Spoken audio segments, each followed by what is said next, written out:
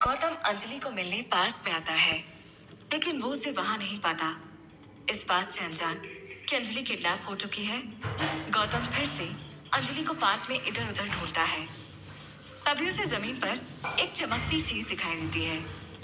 वो झुककर उसे उठाता है, एक टूटा हुआ गोल्डन ब्रेसलेट। वो बोलता है, ये तो अंजलि का ब्रेसलेट है। इसके दिमाग में ये विचार किसी धमाके से कौंधा। गौतम फिर से सोचता है, कैसे गिर गया ये ब्रेसलेट अंजलि के हाथ से। कहीं कुछ किसी अनहोनी की आशंका से गौतम के जिस्म में एक झंझनाहट सी होने लगी। वो तेजी से पार्क के गेट की तरफ भागा। गेट के पास कुछ छोटे बच्चे खेल रहे थे। तभी गौतम की नजर एक बच्चे के हाथ में थमे मोबाइल फोन पर पड़ी। गौतम उसकी ओर बढ़ा और बोला, बेटा ये फोन दिखाओ जरा। छोटा लड़का हिचकिचाते हुए फोन दिखाता है। फोन की स्क्रीन पर एक क्रैक था, फिर भी वॉलपेपर पर चमकता वंश और विवान का फोटो साफ दिखाई दे रहा था। गौतम ने फोन उस लड़के के हाथ से ले लिया। कहाँ मिला ये फोन तुम्हें? गौतम फौरन पूछता है, कि मेरा फोन है अंकल। बच्चे ने फोन की तरफ हाथ बढ़ाते हुए कहा, सच सच बताओ कहाँ से मिला ये फोन? गौतम ने थोड़ा सख्त लहजे में बच्चे से पूछा तो उसने तुरंत एक कार की तरफ इशारा कर दिया, जो गौतम को थोड़ी दूर जाते हुए दिख रही थी। गौतम को सारा माजरा समझते देर नहीं लगती। वो चिल्लाते हुए उस कार के पीछे भागा, फिर तुरंत मुड़कर अपनी कार की ओर बढ़ गया। किडनैपर्स की कार शहर से बाहर एक अनजान सड़क की ओर मुड़ गई। अभी कार इस वीरान सड़क पर थोड़ी दूर ही पहुंची थी कि धड़ाम की तेज आवाज के साथ कार लहराते हुए कच्ची सड़क से नीचे उतर गई। गौतम की मजबूत कार की एक टक्कर ने ही किडनैपर्स को अपनी कार से उतरने पर मजबूर कर दिया। गौतम तेजी से अपनी कार से उतरा। टक्कर से लड़खड़ाए गुंडों में से एक गौतम की तरफ बढ़ा, जिसे गौतम ने एक पंच में ढेर कर दिया। थोड़ी देर गुंडों के बीच सन्नाटा छा गया। उधर अंजलि लड़खड़ाते हुए कार की दूसरी तरफ के दरवाजे से बाहर निकली। गौतम को वहां देखकर उसके चेहरे पर खुशी और आंखों में आंसू भर आए। गौतम ने उसे इस हाल में देखा तो उसका मन इमोशन से भर गया। इधर गौतम का ध्यान भटका और वो सब गुंडे एक साथ गौतम पर हमला करने लग गए। उन सब ने गौतम को मारना शुरू कर दिया। अंजलि ये देखकर उसकी तरफ बढ़ी, पर कमजोरी ने उसे निढाल कर दिया। लेकिन तभी गौतम ने एक गुंडे को बेतहाशा पीटना शुरू कर दिया। ऐसा लग रहा था जैसे उसके ऊपर कोई शक्ति सवार हो गई हो। उसे ऐसे देख सभी गुंडों के चेहरे पर एक डर सवार हो गया। वो सभी डर के मारे लड़खड़ाते हुए भागने लगे। गौतम उनके पीछे भागा और चिल्लाते हुए बोला, रुको सालो, भाग कहाँ रहे हो? लेकिन उन सबको गौतम में अब यमराज दिखाई पड़ रहा था। गौतम ने भागते हुए झपट्टा मारा। एक गुंडे की पॉकेट फटकर उसके हाथ में आ गई। सारे गुंडे अपनी जान बचाकर भाग गए। गौतम के हाथ और चेहरे से खून टपक रहा था। उसका ध्यान अंजलि की ओर गया, जो निढाल सी जमीन पर बैठ गई थी। उसने दौड़कर अंजलि को सहारा देकर उठाया। अंजलि ने उसे भरपूर नजरों से देखा। उसकी आंखें जैसे गौतम को शुक्रिया कर रही थी। गौतम ने उसे धीरे से कार में बिठाया और वो दोनों वहां से निकल गए। होटल के कमरे में अंजलि गौतम के हाथ पर दवा लगाकर पट्टी बांधते हुए कहती है, I'm sorry गौतम, मेरी वजह से तुम्हें। बोलते हुए आगे के शब्द अंजलि के गले में ही फंस गए। गौतम उसे परेशान देख उसके हाथ को पकड़ता है और कहता है, तुम्हें कुछ हो जाता तो मैं खुद को कभी माफ नहीं कर पाता अंजलि। अंजलि उसे देखती है जैसे कुछ समझने की कोशिश कर रही हो। वो अब गौतम के माथे पर दवा लगाती है। गौतम उसका मूड चेंज करने के लिए दर्द होने का नाटक करता है। अंजलि डर कर हाथ पीछे डाल लेती है और बोलती है, ओह सॉरी सॉरी गौतम, बहुत दर्द हो रहा है क्या? गौतम उसे देखकर मुस्कुराता है और कहता है, नहीं, I was just kidding. Anjali उसे नखरे वाला गुस्सा दिखाती है और कहती है, शट अप गौतम, मजाक क्यों कर रहे हो? मुझे लगा तुम्हें सच में दर्द हुआ। गौतम उसकी आंखों में अपने लिए फिक्र देखकर मुस्कुराता है। क्या अंजलि अब भी मुझसे प्यार करती है? उसने मन ही मन सोचा। अंजलि फिर से उसके माथे की चोट को धीरे धीरे कॉटन से साफ करती है। वो उसकी चोट पर फूंक मारते हुए धीरे से दवा लगाती है। वो बहुत केयरफुली उसके माथे पर पट्टी बांधती है। गौतम उसे देखे जा रहा है। वो कहता है, तुम ठीक हो ना अंजलि? अंजलि पट्टी बांधकर हटती है और कहती है, हाँ मैं ठीक हूँ। ये तो एकदम फिल्म वाला सीन है। वंश की इस आवाज पर दोनों चौंक जाते हैं। वंश और विवान उनको देख रहे हैं। है ना भाई? वंश विवान से कहता है तो विवान भी उसका साथ देता है और कहता है, पहले हीरो हीरोइन को बचाता है, फिर हीरोइन हीरो को पट्टी बांधती है। गौतम और अंजलि उनको देखकर मुस्कुराते हैं। अंजलि नकली नाराजगी से उन दोनों से कहती है, बहुत बातों नहीं होते जा रहे हो तुम दोनों, अभी पिटाई करती हूँ, रुको। दोनों बच्चे खिलखिलाते हुए कमरे से बाहर भाग जाते हैं। स्वास्तिका दौड़ती हुई होटल में दाखिल होती है। जैसे उसे अंजलि के साथ हुई घटना का पता चला, वो परेशान हो गई। सारा काम छोड़कर वो अपनी दोस्त की सलामती की फिक्र में दौड़ पड़ी थी। वो तेजी से हाँफते हुए होटल के कमरे में दाखिल होती है। वो गौतम के माथे पर पट्टी नोटिस करती है। उसके चेहरे पर डर उभरता है और वो कहती है, अंजलि। स्वास्तिका की पुकार पर अंजलि अंदर के कमरे से बाहर आती है। स्वास्तिका अंजलि को देखते ही उसकी तरफ लपकती है और पूछती है, कैसी है तू? छोटा ही है क्या? कहाँ पर लगी है? वो भरे गले से अंजलि को टटोल रही थी। अंजलि अपनी दोस्त को कंधे से पकड़कर अपने सामने रोकती है। फिर उसकी आंखों में आंखें डालकर प्यार से उसे देखती है और कहती है, मैं बिल्कुल ठीक हूँ स्वास्तिका, कुछ नहीं हुआ मुझे। तेरी जैसी दोस्त की विशेष कभी कुछ होने दे सकती है मुझे? स्वास्तिका उसे जोर से गले लगाती है, जिसका जवाब उतनी ही शिद्दत से अंजलि भी देती है। स्वास्तिका गौतम की तरफ मुड़ती है और कहती है, थैंक यू गौतम। गौतम उसे देखकर मुस्कुराता है और कहता है, ये तो मेरा फर्ज था।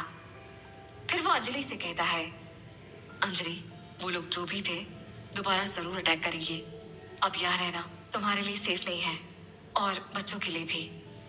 अंजलि ये सुनकर थोड़ा परेशान होती है, फिर खुद को संभाल लेती है और कहती है, डोंट वरी, मैं अलर्ट रहूंगी। गौतम थोड़ा सकुचाते हुए कहता है, अंजलि तुम बच्चों के साथ हमारे घर चलो, वहां तुम सब सेफ रहोगे। अंजलि अचानक से आए उसके इस ऑफर पर हैरान हो जाती है। वो एक नजर स्वास्तिका को देखती है, फिर गौतम से कहती है, thank you for thinking about us Gautam, but I am sorry, हम तुम्हारे घर नहीं जा सकते, हम यहाँ पर सेफ हैं। गौतम जैसे समझ रहा है। कुछ सोचने के बाद वो हामी में सिर हिलाता है और कहता है, ओके, पर हमें एक काम कर लेना चाहिए, चलो मेरे साथ। गौतम, अंजलि और स्वास्तिका पुलिस स्टेशन में जाते हैं।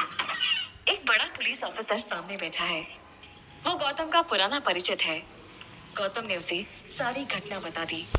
ऑफिसर कहता है, देखिए गौतम जी, मैंने एफआईआर तो लिख ली है, हम जल्द ही उनको ढूंढना शुरू कर देंगे। गौतम एक गहरी सांस खींचकर छोड़कर बोलता है, देखिए राठी साहब, मैं जानता हूँ आप लोग उन्हें जरूर ढूंढेंगे, पर ट्राई टू अंडरस्टैंड, ये थोड़ा अर्जेंट है। तभी स्वास्तिका बोल पड़ती है, सर वो कोई खतरनाक गैंग है जो अंजलि पर फिर से अटैक कर सकती है। अब वो कब और कहाँ अटैक करेगा हमें कैसे पता चलेगा? हम उनका वेट नहीं कर सकते ना। उनके नेक्स्ट अटैक से पहले आप इस गैंग को पकड़ लीजिए प्लीज। अंजलि के मन में इस बातचीत के बीच कई ख्याल आ जा रहे हैं। आखिर उसने क्या बिगाड़ा है किसी का, जो ऐसी मुसीबतें उसका पीछा छोड़ने का नाम ही नहीं ले रही? अब शायद इस जगह से खुलासा हो सकेगा इसके बाहरी दुश्मनों का। मैं समझ सकती हूँ कि आपके पास और भी बहुत केस होंगे, और ऑफिसर, मेरे साथ मेरे 2 छोटे छोटे बच्चे हैं। कभी उनके सामने कुछ घटना घट गई तो उन पर क्या बीतेगी? भगवान ना करे अगर इस गैंग ने अगली बार उन्हें। ये बोलते बोलते अंजलि की रूह अंदर तक कांप गई। ऐसा कुछ नहीं होगा मिस अंजलि। ऑफिसर ने सांत्वना देते हुए यूं कहा और फिर ऑफिसर ने एक बार सबको बारी बारी से देखा और फिर अपनी बात जारी रखते हुए कहा, मैं खुद इस केस को हैंडल करूंगा। गौतम जी, बहुत जल्द वो गैंग हमारी हिरासत में होगा। आप लोग बिल्कुल भी चिंता मत कीजिए। गौतम के चेहरे पर थोड़ा सुकून उभरता है। वो कहता है, thank you so much Rathi साहब। ऑफिसर उसे देखकर कहता है, ये तो हमारी ड्यूटी है गौतम जी। और फिर आप तो दोस्त भी हैं हमारे। आप लोग आराम से निश्चिंत होकर जाइए। गौतम अंजलि की ओर देखता है। अंजलि के बेचैन चेहरे पर भी थोड़ी उम्मीद की किरण जाग जाती है। सभी लोग ऑफिसर को थैंक्स बोलते हैं और उठकर बाहर निकल जाते हैं। अंजलि अपने होटल के कमरे में अकेली बैठी है। वो कॉफी के मग को हाथ में पकड़े कमरे की बड़ी सी ग्लास विंडो से खोई खोई सी बाहर देख रही है। दूर तक फैला ये शहर कितने ही लोगों को और उनकी कहानियों को अपने अंदर समेटे है। इन ऊंची इमारतों के अंदर न जाने कितने लोग हर दिन नई इबारत लिख रहे होंगे। नियति ने उसकी कहानी भी अजब लिखी है। अब भी तो लिखती रहती है। आंखों में भविष्य के सपने संजोए एक भोली सी लड़की अपनी ही बहन की जलन में झुलस गई। मुश्किलों की आग ने उसे तपा तपा कर मजबूत लोहे की शमशीर में बदल दिया। पर नियति ने उसे मुसीबतों का तोहफा देना छोड़ा नहीं था। जब लगा कि अब वो कम से कम अपने दोनों बच्चों के साथ अपनी जिंदगी को खुशनुमा बनाएगी, तो अचानक इस अजीब सी बीमारी ने आ घेरा। क्यों उसी के हिस्से में आ जाते हैं ये दुख, ये तकलीफें। तभी उसे किसी के आने की आहट होती है। वो अपने ख्यालों से झटके से बाहर आ जाती है। गौतम विजिटिंग डॉक्टर के साथ रूम में एंटर करता है। डॉक्टर अंजलि को देखकर स्माइल करके कहता है, hello miss Anjali, how are you. Anjali अपनी कॉफी का मग टेबल पर रखती है और मुस्कुराते हुए डॉक्टर का वेलकम करती है और कहती है, hello doctor, you tell me how am I. Doctor Anjali के इशारे को समझकर मुस्कुराता है। वो अपने बैग से बीपी मशीन निकालकर अंजलि का ब्लड प्रेशर चेक करता है। फिर ब्लड सैंपल भी कलेक्ट करता है। कुछ और टेस्ट करने के बाद वो अपना सामान अपने बैग में पैक करता है, जिसे गौतम उठा लेता है। उठते हुए डॉक्टर बाहर जाता है और गौतम से कहता है, I must say mister Khanna, miss Anjali बहुत स्ट्रांग है। इनकी विल पावर ही है जो इस केमिकल के डेंजरस आउटकम को लगातार होल्ड करके रखी है। फिलहाल आप सेम मेडिसिन चलने दीजिए, बाकी मैं टेस्ट रिपोर्ट आने पर अपडेट करता हूँ। Take care. गौतम डॉक्टर को छूने जाता है। अंजलि फिर से खिड़की से बाहर की दुनिया को देखने लगती है। सड़क पर छोटे से दिखाई देते लोग जैसे किसी की तलाश में चले जा रहे हैं। सड़क पर भागती इन गाड़ियों में कौन है ये लोग। तभी उन गाड़ियों को देखकर अंजलि का दिल धक सा हो गया। उसकी आंखों के आगे वो हादसा किसी फिल्म की तरह घूमने लगा, जब कुछ गुंडों ने उसे जबरदस्ती पकड़कर अपनी गाड़ी में धकेल दिया था। वो चिल्लाने लगी तो उसका मुंह बंद कर दिया। इसके दिमाग में दहशत थी और शरीर बीमारी से कमजोर पड़ा था। वो पूरी ताकत लगाकर भी उनकी पकड़ से छूट नहीं पा रही थी। वो सोचती है, प्लीज हेल्प मी गॉड, मेरी बॉडी में ये वीकनेस पूरी तरह से जाने का नाम क्यों नहीं ले रही है। आखिर क्या हुआ है मुझे। तभी फोन की घंटी बजी। वो मुड़ी तो देखा गौतम कमरे के अंदर आया ही है। गौतम का फोन रिंग कर रहा था। एक अननोन नंबर से कॉल था। गौतम फोन पिक करके कहता है, हेलो। दूसरी तरफ से धमकी भरी आवाज आती है, हेलो वेलो छोड़ बे हीरो, कान खोलकर बात सुन। एक बार किस्मत से तू भारी पड़ गया तो ज्यादा उड़ मत, समझा। अंजलि की फिक्र छोड़, अपनी फिक्र कर। उसके मैटर में मत घुस, वरना पहले तेरा टिकट कटेगा, समझा। सामने से फोन कट हो गया। गौतम को कुछ कहने का मौका भी नहीं मिला। वो बस अपने फोन को देखता रह गया। क्या हुआ, इसका फोन था। अंजलि की आवाज ने उसे जैसे नींद से जगाया। गौतम ने फोन पर धमकी की रिएक्शन को अपने चेहरे पर बिल्कुल नहीं आने दिया।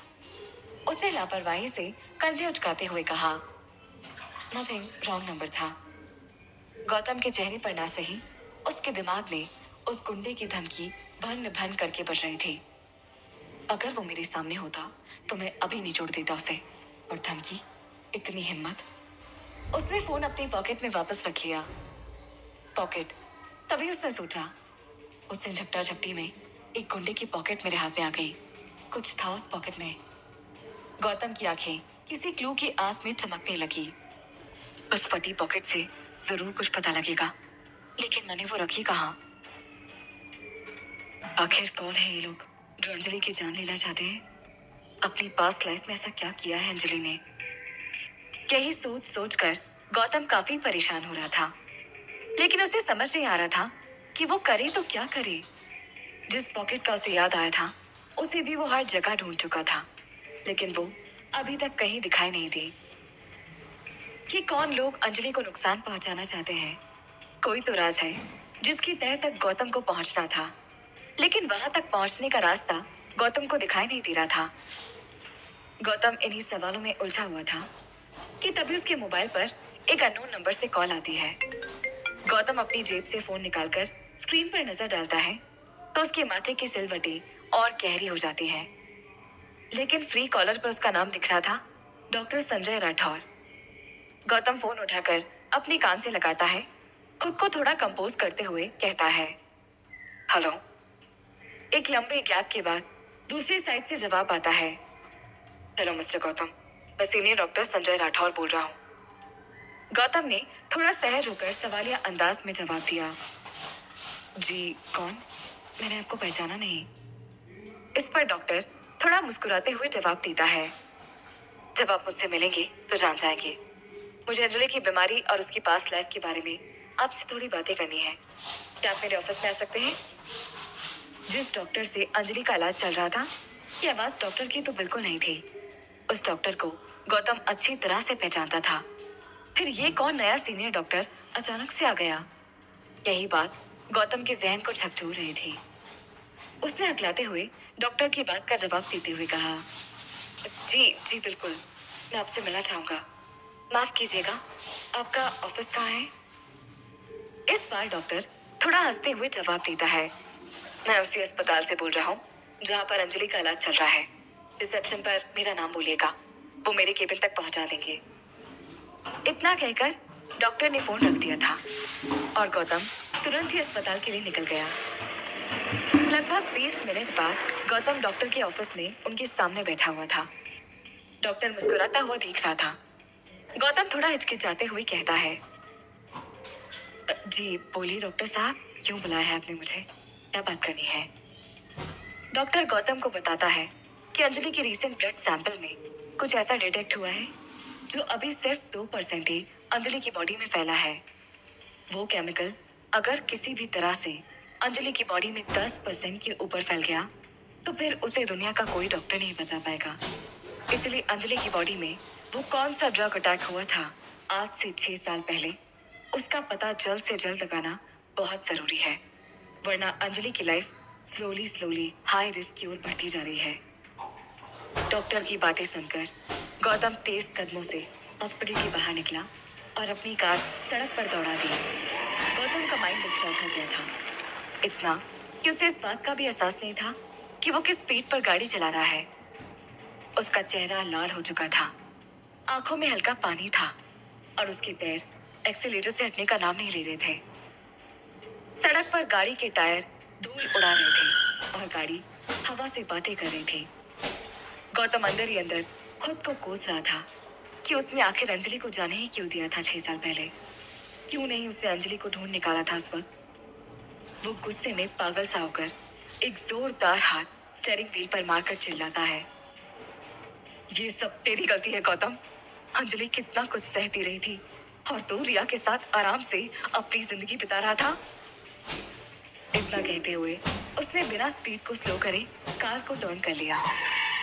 जब तक उसे एहसास हो पाता, सामने से आते तेज स्पीड ट्रक की हेडलाइट की रोशनी में उसकी आंखें चौंधिया जाती है। सामने से आ रहे ट्रक से उसकी कार टकराने ही वाली होती है कि गौतम तेज ब्रेक लगाता है। गौतम एकदम बाल बाल बच जाता है। बड़ी दुर्घटना होते होते थम गई।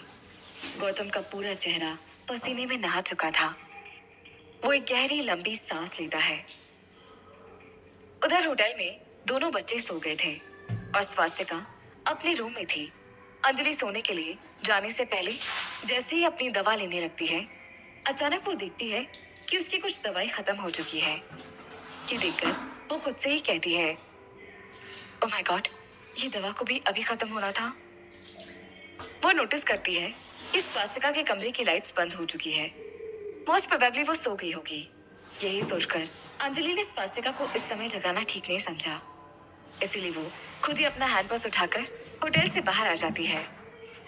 वो जानती थी कि मेडिकल स्टोर होटल से लगभग 500 मीटर की दूरी पर है, इसलिए वो पैदल ही मेडिकल स्टोर की तरफ निकल पड़ती है। रात गहरा चुकी थी। खाली सड़क पर केवल स्ट्रीट लाइट्स की रोशनी के अलावा किसी इंसान का कोई नामो निशान तक नहीं था। वहां पसरा सन्नाटा अंजलि के दिल में थोड़ा डर पैदा कर रहा था, लेकिन वो फिर भी खुद की हिम्मत बढ़ाते हुए चुपचाप मेडिकल स्टोर की तरफ बढ़ती जा रही थी। तभी उसके बराबर से एक गहरे नीले रंग की कार तेजी से निकलती है। तेज हवा का झोंका अंजलि के शरीर से टकराता है। अंजलि अपने बिखरे बालों को ठीक करती हुई मेडिकल स्टोर पर जाकर अपनी दवाई खरीदने लगती है।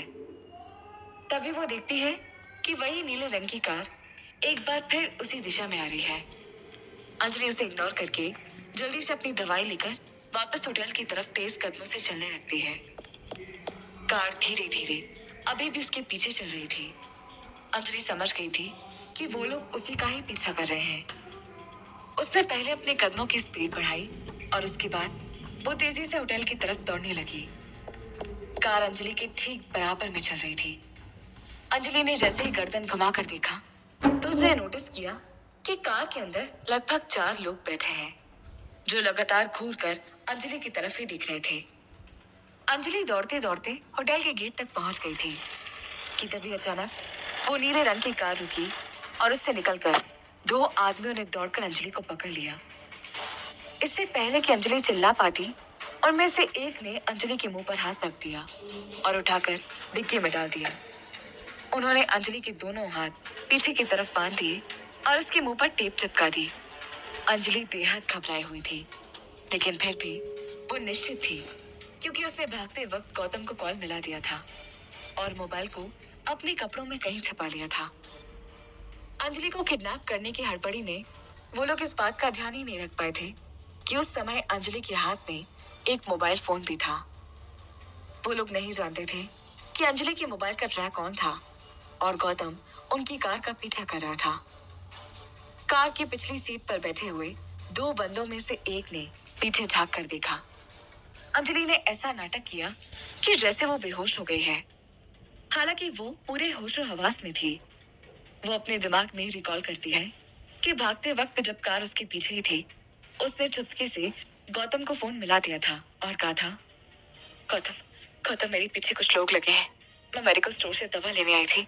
एक नीले रंग की कार मेरा पीछा कर रही है। ये सुनते ही गौतम तुरंत एक्शन में आ गया था और उसने अंजलि से बड़ी सधी हुई आवाज में कहा था, बिल्कुल भी पैनिक मत करना अंजलि, और अपने मोबाइल की लोकेशन ऑन करो और उसे कपड़े में कहीं छुपा लो। उसके बाद गौतम पुलिस स्टेशन फोन कर चुका था और अंजलि की लोकेशन भी शेयर कर चुका था। वो चिल्लाता हुआ इंस्पेक्टर से कहता है, इंस्पेक्टर, ये हमारे पास फिर से मौका है। हम उन्हें पकड़कर जान सकते हैं कौन है वो लोग, आखिर जो अंजलि को हार्म पहुंचाना चाहते हैं। इस पर इंस्पेक्टर कहता है, आप चिंता मत करो मिस्टर गौतम, हम जल्द से जल्द अपनी टीम को लेकर वहां पहुंच रहे हैं। अंजलि की लोकेशन का पीछा करते करते गौतम पुलिस वालों के पहुंचने से पहले ही उनकी कार के काफी करीब पहुंच गया था और उसके पीछे एक निश्चित दूरी बनाकर चल रहा था। वो कोई भी गलती नहीं करना चाहता था जिससे कि अंजलि की जान पर कोई खतरा हो। नीले रंग की कार जंगल के इलाके की तरफ बढ़ रही थी। इंस्पेक्टर एक बार फिर गौतम को फोन करता है। गौतम उसे बताता है, मैं अंजलि के होटल से लगभग 10 किलोमीटर दूर बने जंगल के इलाके में उनकी गाड़ी का पीछा कर रहा हूँ। आप कहाँ तक पहुंचे हैं? इंस्पेक्टर इसका जवाब देते हुए कहता है, हम आपकी कार से लगभग आधा किलोमीटर पीछे हैं। गौतम इंस्पेक्टर को अपना प्लान बताता है कि वो कैसे इन गुंडों को पकड़ना चाहता है। गौतम का ये प्लान सुनकर इंस्पेक्टर कहता है, आपका प्लान तो अच्छा है मिस्टर गौतम, लेकिन अगर इस दौरान उन लोगों ने अंजलि मैडम को नुकसान पहुंचा दिया तो गौतम गुस्से में इस बात का जवाब देते हुए कहता है, अंजलि को खरोच भी नहीं आने देंगे हम। जंगल में पहुंचकर किडनैपर एक पुरानी बंद पड़ी फैक्ट्री के सामने गाड़ी रोकते हैं। वो बड़ी फुर्ती से अंजलि को बाहर निकालकर ले जाने लगते हैं। उनका बॉस उन पर चिल्लाता है, जल्दी लेकर चलो इस अंदर, और गाड़ी को सड़क किनारे क्यों रोका है? जंगल के अंदर छुपा दो। अपने बॉस की आज्ञा पाकर उनमें से एक आदमी गाड़ी की तरफ बढ़ता है कि तभी पीछे से गौतम अपनी गाड़ी को दौड़ा कर लाता है और सीधा उनकी गाड़ी में ठोक देता है। दोनों गाड़ियों के टकराने की भयंकर आवाज होती है। चारों गुंडे अचानक हड़बड़ाते हुए दिखते रह जाते हैं कि तभी वहां पुलिस अपना सायरन बजाते हुए आती है। गौतम दौड़कर ठीक उस आदमी पर सबसे पहले हमला करता है जिसने अंजलि का हाथ पकड़ा हुआ था। गौतम का एक घूंसा लगते ही वो जमीन पर गिर जाता है। दोनों आदमी दौड़कर उसे पकड़ने की कोशिश करते हैं कि तभी पुलिस वाले जाकर हवा में गोलियां चला देते हैं। सारे गुंडे चेहरे पर थे। पुलिस को देखते ही फौरन भागने लगते हैं, लेकिन इससे पहले कि वो भागकर दूर तक निकल सके, पुलिस उनका पीछा करके भागते हुए उनमें से 2 लोगों को पकड़ लेती है। गौतम ये देखकर बहुत खुश हो जाता है। उसे जो सफलता पिछली बार नहीं मिली थी, वो इस बार हाथ लग गई थी। इन गुंडों से पूछताछ करके वो अंजलि के दुश्मनों तक पहुंच सकता था। ये सोच सोच के गौतम मन में खुश हो रहा था। गुंडे पुलिस की कैद में पुलिसिया दावत उड़ा रहे थे। गौतम के कहने पर इंस्पेक्टर ने बुरी तरह दोनों की पिटाई की। वो उनसे राज उगलवाने की कोशिश कर रहा था। वो पूछता है, बताओ कमीनों, किसने भेजा है तुम्हें? बताओ, अंजलि को किडनैप कौन करवा रहा है और क्यों करवा रहा है? वही पुलिस स्टेशन में लकड़ी की बनी कुर्सी पर बैठी हुई अंजलि घबराहट के मारे थर थर कांप रही थी। गौतम उसे पानी का ग्लास पकड़ाते हुए उसके सर पर हाथ फेर कर कहता है, घबराओ नहीं अंजलि, थोड़ी ही देर में पता चल जाएगा कि उन लोगों को किसने भेजा है। एक बार बस पता लग जाए आखिर तुम्हारे ये दुश्मन कौन है, फिर मैं इन्हें नहीं छोड़ने वाला। अंजलि खामोश थी। तब इंस्पेक्टर बाहर आकर गौतम से कहता है, हमने बहुत कोशिश कर ली मिस्टर गौतम, लेकिन ये लोग कुछ नहीं जानते। ये सिर्फ कॉन्ट्रैक्ट किलर्स हैं। इन्हें किसी अननोन आदमी ने फोन पर काम समझाया और बस पैसे ऑनलाइन दे दिए। अफसोस, इनसे हमें कुछ लीड नहीं मिलेगी। इंस्पेक्टर की ये बात सुनकर गौतम के अरमान ठंडे हो जाते हैं। उसकी सारी उम्मीद टूट जाती है। अंजलि पर 2 बार किडनैपिंग अटैक हो चुका था, लेकिन गौतम और पुलिस अभी तक इसके पीछे के मास्टरमाइंड अंजलि के इस दुश्मन के बारे में कुछ पता नहीं लगा पाए थे। वो शायद सा अंजलि का हाथ पकड़ता है और वहां से चला जाता है। होटल पहुंचने पर गौतम अंजलि को समझाने की कोशिश करते हुए कहता है, देखो अंजलि, तुम्हें मेरी बात समझनी पड़ेगी। मैं तुम्हें अकेला नहीं छोड़ सकता। तुम्हारी जान को खतरा है और तुम्हारे साथ साथ बच्चों पर भी रिस्क है। मेरी बात मान लो प्लीज। मेरे घर में तुम सेफ रहोगी। अंजलि सोच में पड़ जाती है। तभी स्वास्तिका आगे बढ़कर उसके कंधे पर हाथ रखकर कहती है, देखो अंजलि, तुम पर बार बार हमले हो रहे हैं। तुम्हें गौतम की बात मानकर चले जाना चाहिए। अपना नहीं तो कम से कम बच्चों की सेफ्टी का तो ख्याल करो। अंजलि को अपनी जान की परवाह नहीं थी, लेकिन स्वास्तिका की बच्चों वाली बात में दम था। इसीलिए मजबूरी में वो हाँ करते हुए कहती है, ठीक है, मैं बच्चों को लेकर चलने के लिए तैयार हूँ। अंजलि तुरंत ही अपना सामान पैक करती है और दोनों बच्चों को लेकर गौतम के घर के लिए निकल जाती है। उधर घर में रिया गौतम का इंतजार कर रही थी। जैसे ही डोरबेल बजती है, वो दौड़ते हुए दरवाजा खोलकर बाहर आती है, तो बाहर का नजारा देखते ही चौंक जाती है।